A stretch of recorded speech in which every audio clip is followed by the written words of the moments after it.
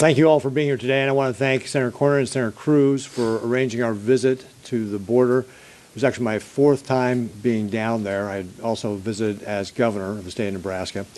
And I also thank the Customs and Border Protection men and women who, as Senator Cruz was saying, put their lives on the line for us. They worked very, very hard under very trying circumstances, and I want them to know how grateful we are for their service and for them hosting us last week. As has already been described, we have a humanitarian and security crisis at our southern border. And it is created by Joe Biden's failed and inept policies. That's what we heard down there. And when we talked to Customs and Border Patrol people, you know what they told us? The first best thing you can do, change the policies. Remain in Mexico, first safe country, whatever you want to call it. It's what everybody else does. It was referenced earlier, there has to be consequences. If you do that, they said, you'll see the flood of people stopping to come here. Last month, 269,735 encounters by Customs and Border Protection personnel on that southern border. A new record. 2.5 million last year. 8 million since Joe Biden's been president.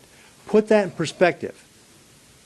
Those 8 million encounters are more than all the encounters in the Trump and Obama administration combined in just 3 years. Senator Cruz did a great job of talking about the human cost of this.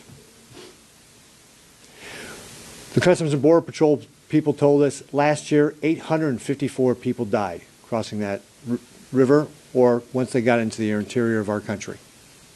2,300 since Joe Biden has been president, over 2,300.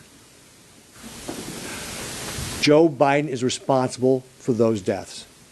His failed policy has created this crisis at our border that is leading to those people dying when they come here. He is responsible. He has the ability to end this, and he chooses to do nothing. And then we talked about the national security aspect. Last month, 18 people on the terrorist watch list. 172 people all of last year. Again, put this in perspective, in years past, that number was single digits.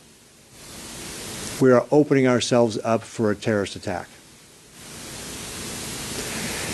Joe Biden has created this crisis. If he will not act, Congress must act.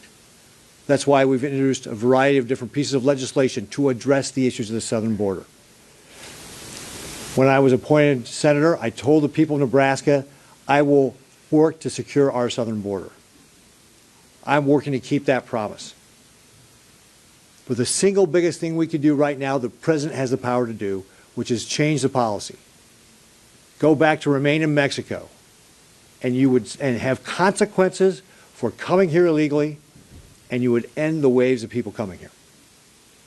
This must end.